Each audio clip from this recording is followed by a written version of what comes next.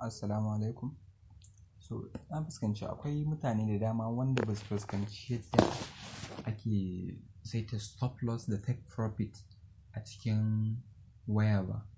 So, shine ne deciding da yi muku bidiyo exactly yadda ake saita stop loss. So, yanzu a nan guys, da na tashi kasuwan ta kusa rufewa tukuna na yi wannan, ba wai na yi ba ne saboda zan yi trading ko wannan, kawai na yi ne saboda mutum ya gane cewa ga yadda zai saita stop loss ɗinsa. Menene stop loss? Stop loss yana nufin yanzu let's say a ce a nan ina expecting kasuwa ta zo daidai nan za ta yi kwana, zan yi placing order a daidai exactly wannan point ɗin, sai ya zamanto so meaning that in ta juyo, ina tunanin in ta juyo ta yi kwana ina profit, zan samu riba.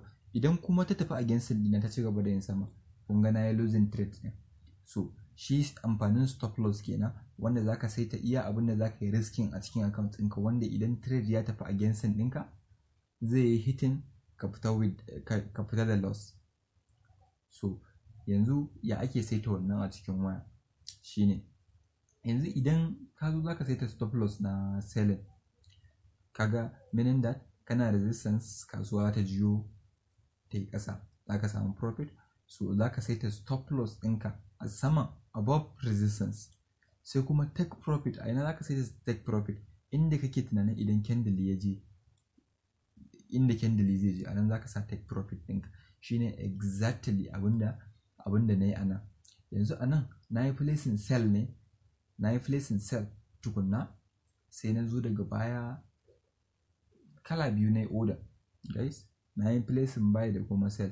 Ina so in nuna muku yadda exactly kala-kalan order. Wannan sai da na yi placing order tukunna na dawo zan saita wannan ɗina, inda zan sa take profit da kuma stop loss ɗina.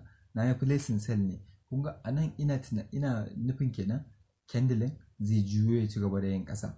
So da na tashi sai na sa horizontal line ɗina exactly wajen TP ɗina, inda nake tunanin in ya zo zai yi hitting in fita da profit, sai na sa shi. Sai kuma na sa stop loss ɗina a nan. Me haka yake nufi? Meaning that yanzu idan candle nan ya ci gaba, maimakon ya yi ƙasa ya zo ya ciri profit ɗina, sai ya ci gaba da yin sama, sai zo to akwai stop loss ɗina a nan, wanda idan ya zo ya yi hitting zan fita da loss. So yanzu bara ku ga yadda ake saita stop loss ɗin. So yanzu zan ƙara saka wani horizontal line ɗin ne, inda nake expecting daga nan kasuwa in ta zo to meaning that candle zai tafi against ɗina, zan fita da loss. So yanzu a nan guys, in kuka duba abin da na yi a nan shine, oh shit, bari ina canja horizontal line kala. Yawwa guys, abin da na yi a nan, na zo na yi selling exactly a daidai wannan price level na yi selling guys. To sai na sa stop loss ina a saman nan, wanda meaning that mun san idan muka yi selling muna expecting kasuwa ta juyo ta ci gaba da yin ƙasa kenan. In muka yi buying muna expecting kasuwa ta juyo ta ci gaba da yin sama. So a nan abin da na yi yanzu, tunda ina selling ne, ina expecting daga nan kasuwa za ta juyo ta ci gaba da yin ƙasa, sai na sa take profit ina a nan, wanda idan ya zo zai cire min riba a daidai nan. Sai kuma na sa stop loss ina a saman nan guys, meaning that yanzu idan candle nan ya ci gaba da tawowa sama zai hitting stop loss ina, sai in fita da loss. So yanzu sai yadda ake saka su wanda za su yi aiki. So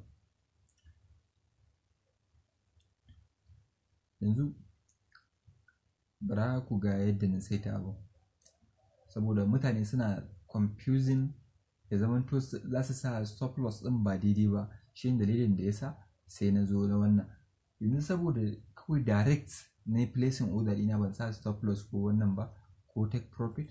A nan in ka zo kan price ɗinka da yake tafiya, idan ka janyo labulen nan ka janyo shi da hannunka, akwai wasu options da za su fito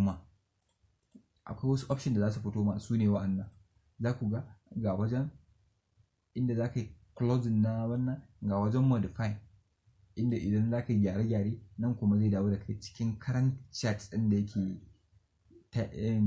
da yake tafiya cikin kasuwa, inda kasuwan take tafiya zai dawo da kai. So yanzu tunda modifying zan yi ba closing trading ɗina zan yi clicking wannan mai alaman biro ɗin nan. In na danna shi shine zai dawo da ni cikin nan gurin, right? So a nan confusion ɗin da mutane suke samu, nan shine wajen wannan mai jan line shine wajen stop loss ɗinka, SL stop loss. Sai kuma nan idan zaka saita take profit shine zaka sa TP ɗinka, take profit. So me nan yake nufi? Yanzu tunda na san order da nayi selling nayi, yana indicating cewa kasuwan in ta zo saman nan ƙasa za ta yi, to na yi placing order a nan, meaning that in na sa stop loss ɗina a nan, to idan candle ya ci gaba da zuwa sama zai yi hitting.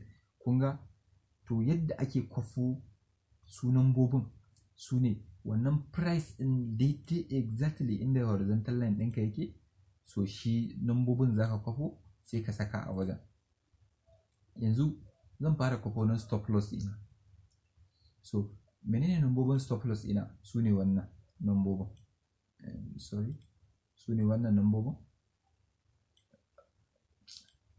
wannan nambobin muna da 1.0889, so 89. So yanzu in na tashi zan zo daidai, zan janyo wannan, zan danna wannan modifying ɗin, so zan sa 1.088009. so na yi placing order, na yi modifying ɗinta. Sai kuma in na tashi zan kwafo TP ɗina. Me nambobin TP ɗina? su ne wa'annan, inda nake expecting yanzu daga nan kasuwa ta zo ta yi hitting ta dawo nan.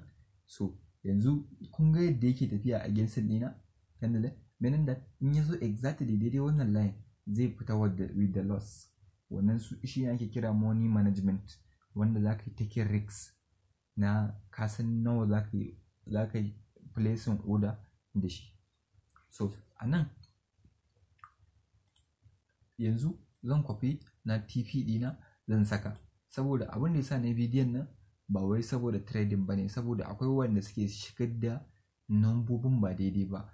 So shine nake so na bambanta. Idan selling zaka yi, meaning that kasuwa ta yi ƙasa, stop loss ɗinka shine a sama, TP a ƙasa. In ka kwafo wannan number ka saka a wajen TP ɗinka, wannan zaka saka shi a wajen stop loss ɗinka ne, inda in ya tafi against ɗinka. So shine abin da nayi na farko. Za ku ga na sa wannan nambobin su ne a farko. So yanzu ina da na TP ɗina, ina da 1.087660. wannan shine TP ɗina. Yanzu na yi, za ku ga order has modified. Abinda ne anan guys shine wannan nambobin na kwafo wajen TP ɗina na saka, sai kuma wannan shine na stop loss ɗina. So sai kuma yanzu na buy. Ya ake saka order ta buy?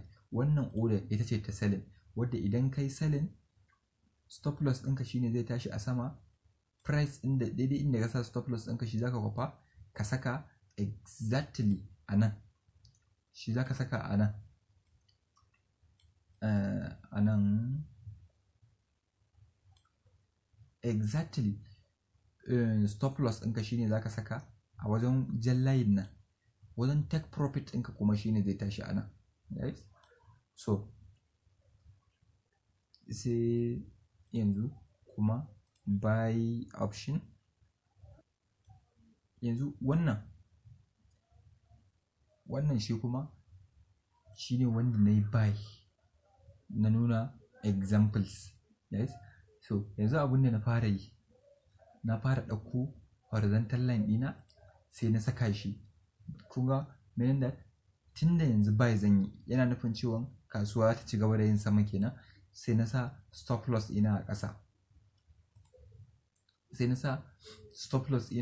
ƙasa, na sa take profit ɗina a sama. Me hakan yake nufi?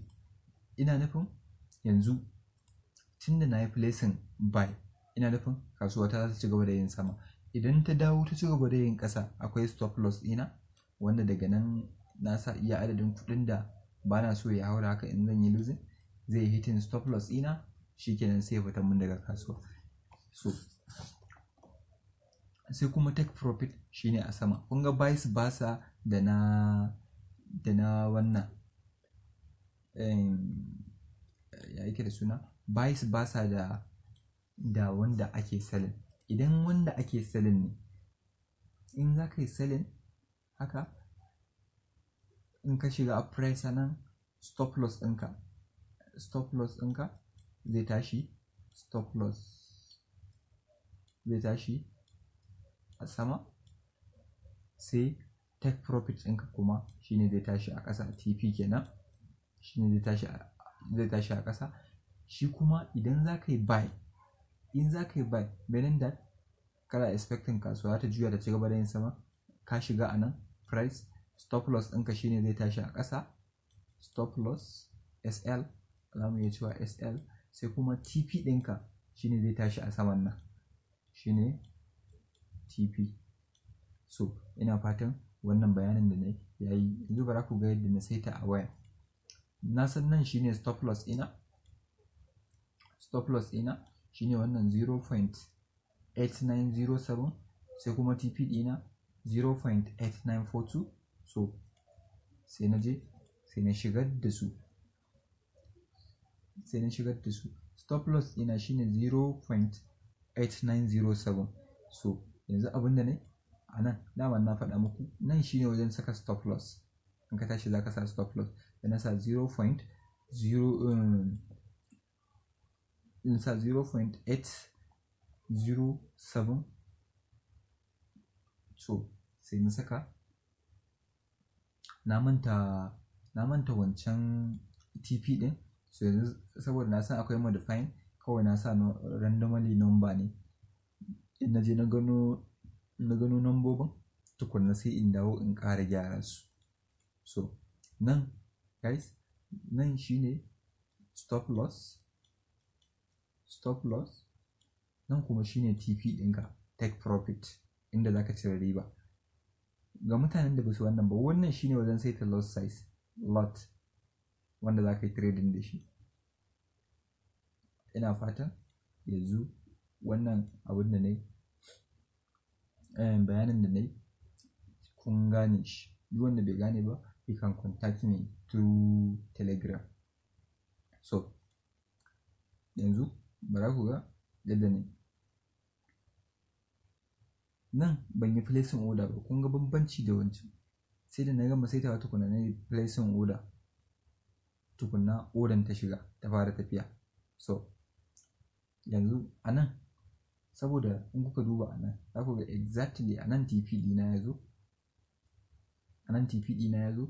So ina son kuma in kawo shi daidai na, sai na shiga wajen modify. Da na shiga wajen modify, wajen wannan ɗina, sai na janyo labulen nan. Da na janyo labulen sai ya kawo ni wajen modify ɗin, sai na gyara nambobin exactly inda nake expected candle zai je, sai na yi modifying ɗinsa. Yanzu in muka koma cikin chat ɗin guys, za ku ga exactly TP ɗina, za ku gan shi ga TP ɗina a nan, ga kuma stop loss a nan, ga kuma entry inda na shiga kasuwa shine exactly daidai na. Nan ga wajen take profit inda ina expecting yanzu candle in ya tafi nan zai cire mun riba. Sai kuma nan stop loss inda idan ya taho against ɗina zai yi hitin stop loss ina ya fita mun daga kasuwa. In ban sa stop loss ba, meaning da in ya ci gaba da yin ƙasa, zan yi widen na account ɗina. So ina fatan wannan bayanin da na yi kun gane. yawwa to sai an jima.